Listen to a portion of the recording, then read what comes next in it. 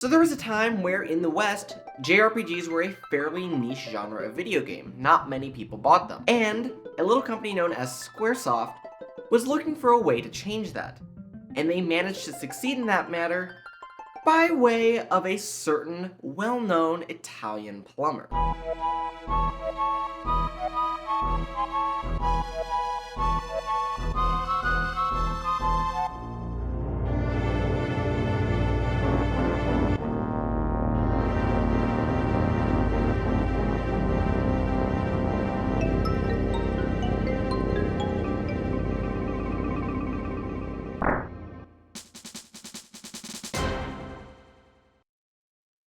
Super Mario RPG Legend of the Seven Stars is one of the most fascinating and significant games in the entire Mario franchise. So it just so happened around the same time that Square was looking to do this, Shigeru Miyamoto of Nintendo wanted to make an RPG with Mario. And so, after a few conversations, such a project was brought to life. The game in part was largely developed by the team at Square, but Nintendo supervised and Miyamoto was fairly directly involved in this project. As per the game's director, Chihiro Fujioka, getting everything straight during that first phase of development really took a long time.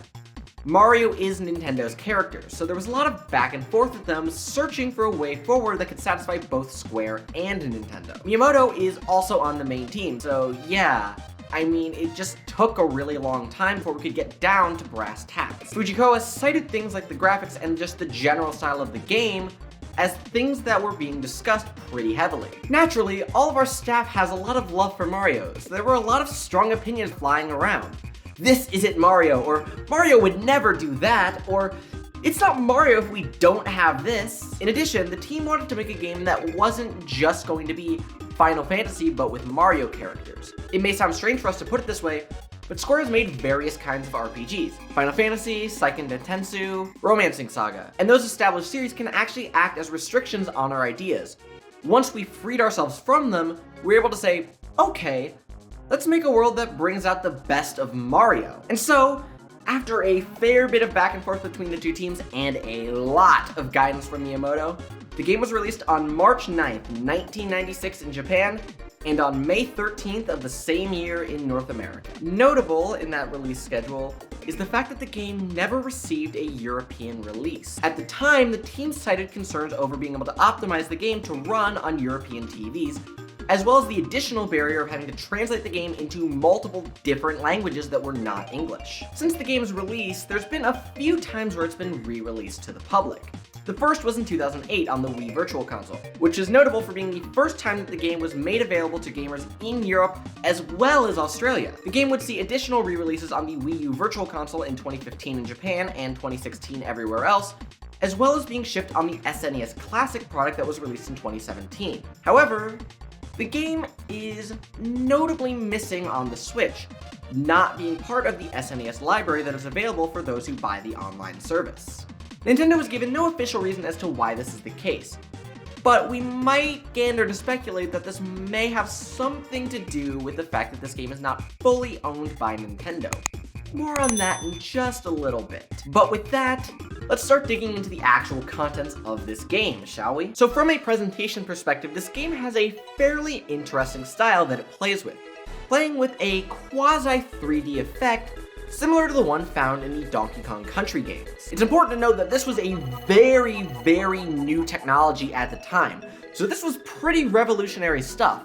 Rare started experimenting on this style of graphics in 1993, only 3 years before this game had come out. And just to sort of hammer home how new this technology was, this stuff was very expensive and was very prone to overheating when they were using it. The office that Rare worked in could climb as high as 32 degrees Celsius. And now obviously, the SNES couldn't actually use the models that Rare developed. So what they had to do was take these models, animate them, and then convert those into 2D sprites that could actually be used on the console. As a result, these games have some of the most sophisticated graphics on their platform. And granted, it doesn't look amazing today, especially on larger displays that are blowing up the individual pixels quite a bit. But for the time, and on an old CRT TV, it looked pretty good. As for the actual world that this game is set in, it's quite different from other Mario games as well.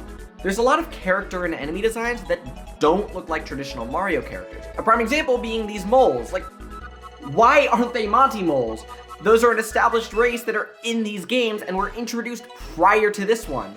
Why do these moles look completely different? On top of these enemies looking quite different from your traditional Mario fare, a lot of them never show up again after this game. Again, something I'll get into in a little bit. The game does also contain some relics of the pre-Super Mario 64 era. For example, Princess Peach is referred to as Toadstool in this game, as that was her name in English at the time. In addition, many of the concepts that we've come to know and associate with the series, like the layout of Peach's castle, and the name of Toad Town for the surrounding area, were not established at the time, so they were not used. In terms of how this world is actually traversed, like a lot of other Mario games, especially at the time, the player navigates using a world map, which is ironic given later complaints against the Paper Mario series.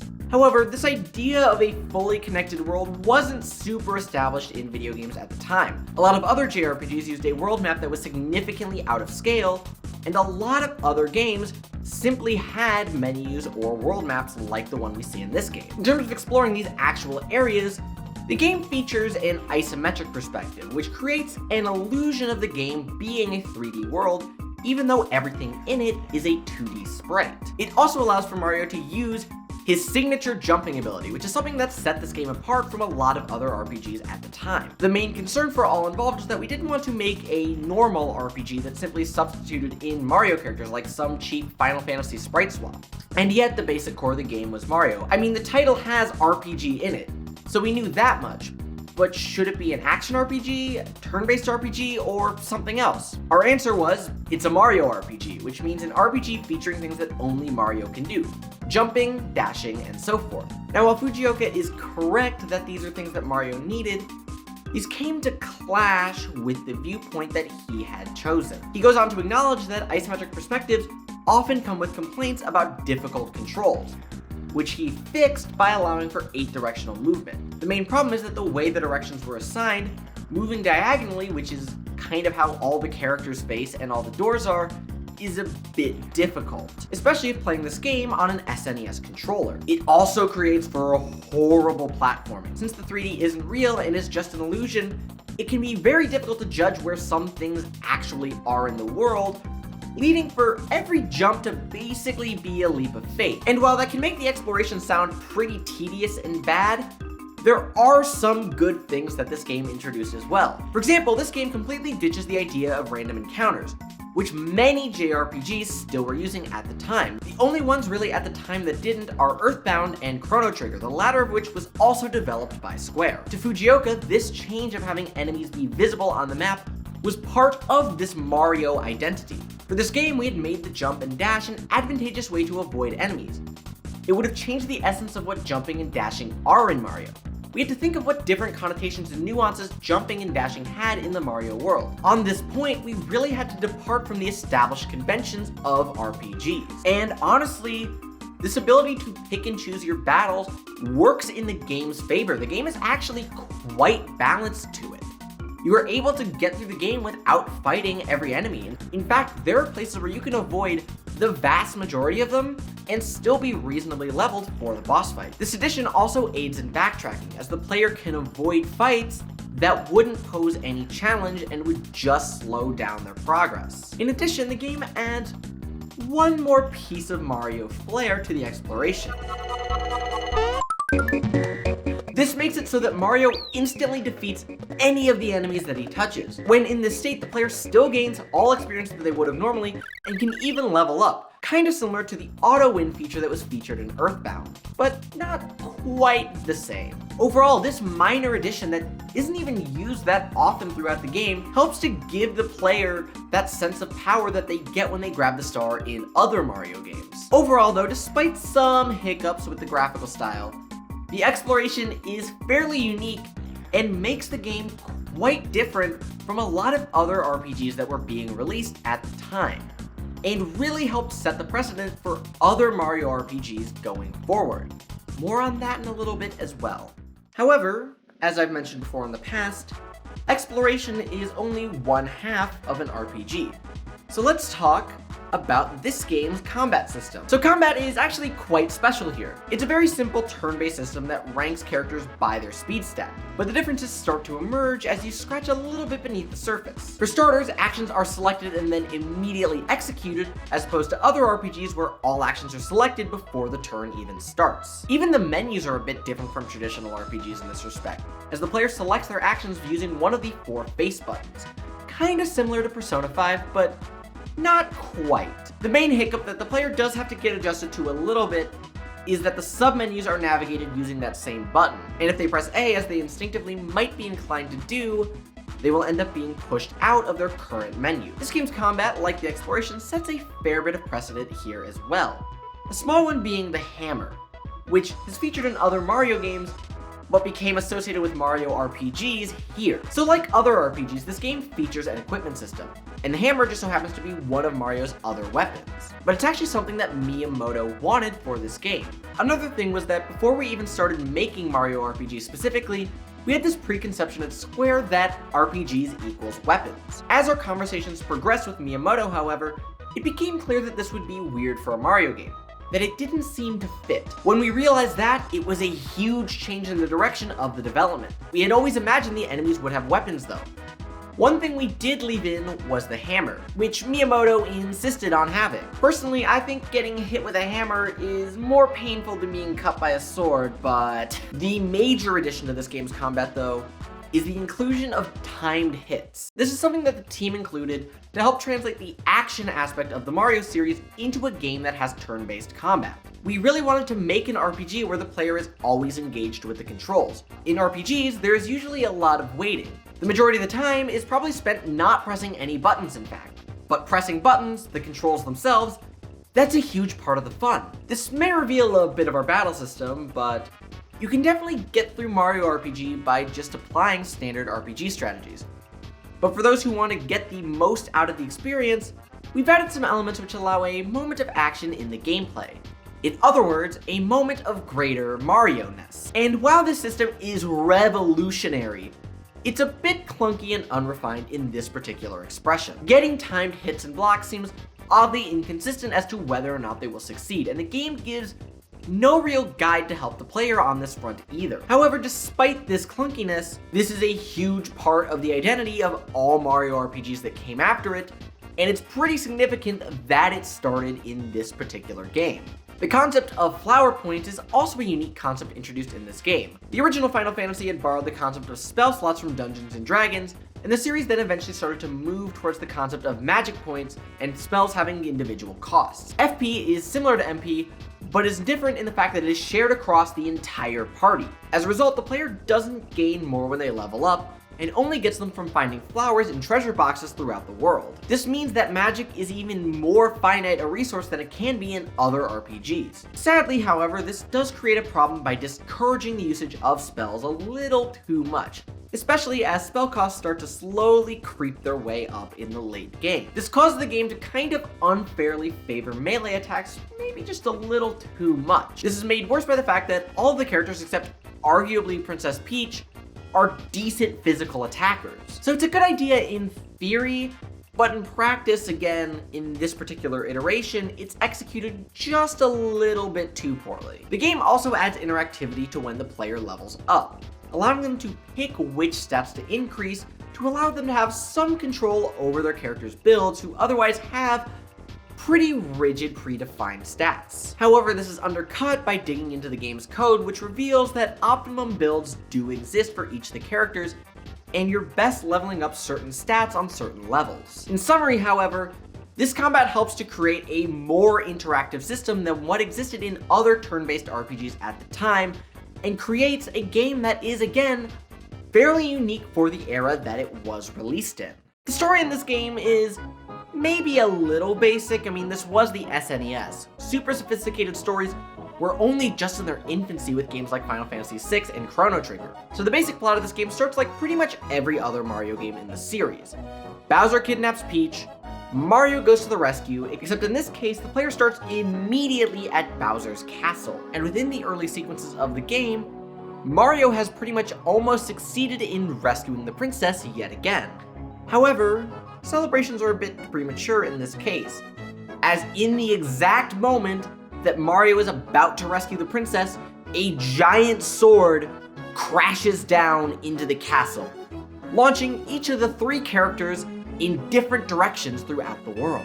Going back into the castle to see if he can find the princess, Mario learns that this sword's name is Exor, and he's part of what's called the Smithy Gang, who are the main villains of this game. What we later learn is that when Exor crashed into Bowser's castle, he shattered something called the Star Road, which is responsible for granting wishes in the Mario world. The main plot of the story features Mario and friends traveling the world to gather the 7 star pieces needed to repair the Star Road. And while the story is fairly basic, there's a fair bit of charm that comes with this game, stemming primarily from the individual character interactions. The main party in this game consists of 5 characters: Mario, obviously, Mallow, a tadpole who isn't actually, Geno, a star spirit sent to help repair the Star Road in the body of a doll, and then Bowser and Princess Peach, who I am going to call Princess Peach because that's what I know her as, and it'll help make things easier going forward. And what's cool about this party, other than some fairly unlikely alliances here, is that each character has their own reason for journeying throughout the world. Mario is obviously trying to track down the lost princess. Mallow is trying to find out the identity of his true parents after learning that he isn't a tadpole. Geno obviously is there to repair the Star Road. Bowser is trying to regain his castle from the Smithy Gang. And Peach is there because she, wants to help? Hey, I guess that's a good reason, right?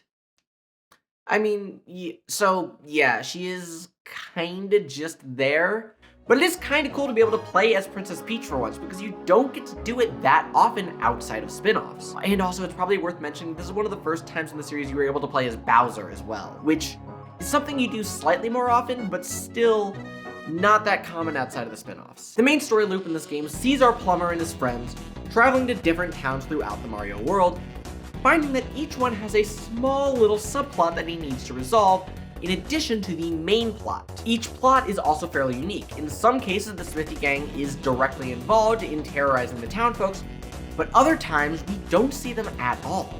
And sure, it can kinda take away from them being the big bad of the story, but it helps flesh out that there are other troubles in the world beyond just our main villain who has made everyone's life miserable. My personal favorite is the character of Valentina and her attempts to take over Nimbus Land. Not only is this the culmination of Mallow's character arc, but we also get to see some other rulers in the Mario world beyond Princess Peach. There's nothing terribly earth-shattering here, and there isn't any like super complex politics, but it's still a pretty good story. Also, I really like the stuff with Booster. Like, it's funny trying to see another villain trying to marry Peach, knowing that Bowser isn't the only one who's interested in that. Also, it has the potential to provide one of just the best moments in all of gaming.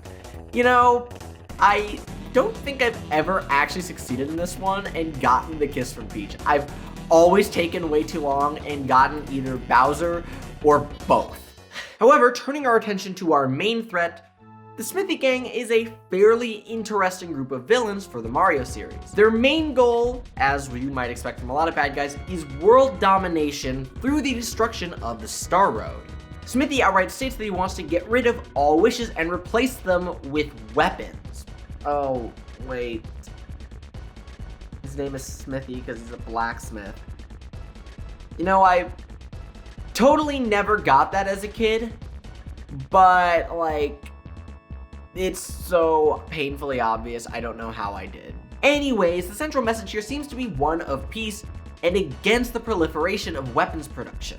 Also noteworthy is that his main motivation to destroy the wishes of the Mushroom Kingdom comes from the fact that they would pose a threat to his reign. Because in this world, since wishes come true, you could theoretically just wish him out of power. To provide an interpretation that is a little less literal, it could also be a reference to the way that dictators utilize suppression of their people and indoctrination to keep them in line. The whole point of 1984 was that the state was removing words from the language, limiting the ability of the populace to think and articulate what is going on. And while, yeah, the story is fairly basic and isn't earth-shattering by any standards, and to be fair, not many Mario games are, but there's a lot of just really fun moments in this game, and it just sets the overall tone for all other Mario RPGs in terms of their writing and their utilization of comedy, and not taking things too terribly seriously. So since this game is a Squaresoft production, I thought I would be remiss to not mention the way that this game references the Final Fantasy series. So there are a fair amount of references here to the early games in the series. The combat obviously draws a lot of ideas from the Final Fantasy series as well as other RPGs that were released at the time. In addition, there are references to iconic Final Fantasy characters, such as Bahamut, except this time with 2 T's, appearing as an enemy in Bowser's Castle. The most significant reference like this is the Zar Dragon, which is an enemy that borrows its name from a bit of an unlikely place, that being a dummied super boss from Final Fantasy VI, at the time known as Final Fantasy III in the West. This boss was actually incorporated into the GBA re-release of the game as the Kaiser Dragon. But returning to Mario RPG, the second form of this boss, Zambone, actually shares its name with the original localized name of an enemy in the same game. However, when people talk Final Fantasy references in Super Mario RPG, they're mainly talking about one specific part of this game.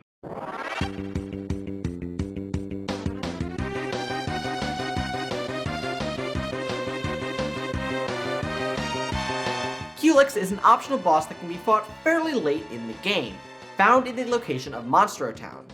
And there's a fair number of things about him that are quite significant. For starters, he is one of the only enemies to feature a different overworld and battle sprite. Most of the others all share the same sprite set. Significant in this is the massive size discrepancy between how he appears in the overworld and how he appears in battle. And when in battle, you might notice his sprite might be a little lacking compared to some other enemies.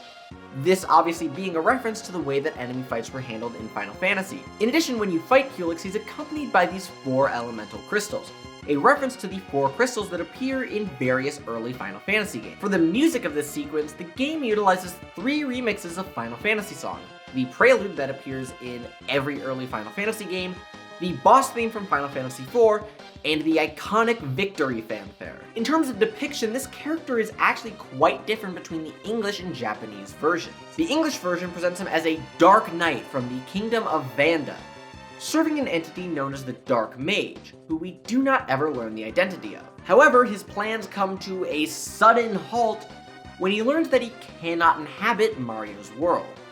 So instead, he lives in this little pocket dimension and seeks to fight the world's, quote, strongest knight, who happens to be Mario, which honestly, given the context of this world, I think I can believe that. In terms of conduct, he's fairly noble towards the party, and leaves with the hope that they may fight again. Japan, however, takes a bit more of a different and maybe darker twist on this character. In this version, the character is a manifestation of pure evil, and is canonically a 2D being, and cannot mentally comprehend the fact that Mario's world possesses the 3rd dimension.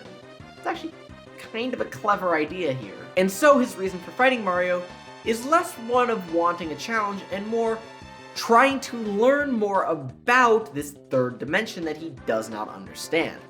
And upon defeat, as opposed to leaving on good terms, he claims that his world will simply disappear until he's able to gain a full grasp on this 3rd dimension, which explains why his door disappears completely after you defeat him. Moving on from that, let's talk a little bit about the lasting legacy that this game has had. There's definitely been a fair bit of influence that this game has had on other Square productions. There's small things like certain sounds just being reused in other games, and the timed hits mechanic actually makes a slight appearance in Final Fantasy VIII. The game's composer, Yoko Shimomura, who later went on to work on titles such as Kingdom Hearts, considers this game to be a turning point in her musical career. In addition, the usage of the isometric angle here may have influenced other Square productions like Final Fantasy Tactics, which uses a similar camera angle, and the usage of pre-rendered backgrounds in games like Final Fantasy VII, 8, and 9. And while those Final Fantasy influences are important, the more well-known influences are the influences this game had on the Mario series. So this game has never had a direct sequel, like, not really, but there have been 2 well-known spiritual successors to it. Paper Mario, developed by Intelligent Systems, and the Mario and Luigi series developed by Alpha Dream, which is a company that was actually co-founded by Fujioka. Both these series borrow heavily from concepts introduced in this game. I'm not going to go into too much detail as to what those are exactly, because those could be their own videos if this video does particularly well. Like and subscribe if you want to see those. Sadly, however, those two series have kind of fallen in a manner of speaking. Paper Mario still exists, but it isn't strictly an RPG anymore, being more of an action-adventure game with RPG elements. The series is also subject to stricter creative stipulations than they had in the past, and Alpha Dream, sadly, filed for bankruptcy in 2019, a consequence of some of their own questionable decisions, such as choosing to stay on the 3DS well into the Switch's life cycle. However, not all is particularly lost on that front. Paper Mario has been moving back towards more RPG-like elements, even if the progress is a little slow and they may not quite be where some players want it. And in early 2020, Nintendo filed an additional trademark for Mario and Luigi. But that is hardly proof of anything. It could honestly mean a lot. And I guess it is worth mentioning that Mario plus Rabbids is a thing that exists and could be seen as a bit of a successor, but it's a very different kind of RPG, and I'm hesitant to even bring it up. I mostly just bring it up to avoid it getting invoked in the comments. However, beyond those spiritual successors, not much from this game itself makes a future appearance. All of the original characters and ideas don't see the light of day all that often. As I alluded to earlier, this game's rights are in a bit of a weird place. So the rights to all of the original characters introduced in this game are controlled by Square Enix for some reason, kinda similar to how Disney controls the rights to all of the original characters in the Kingdom Hearts series.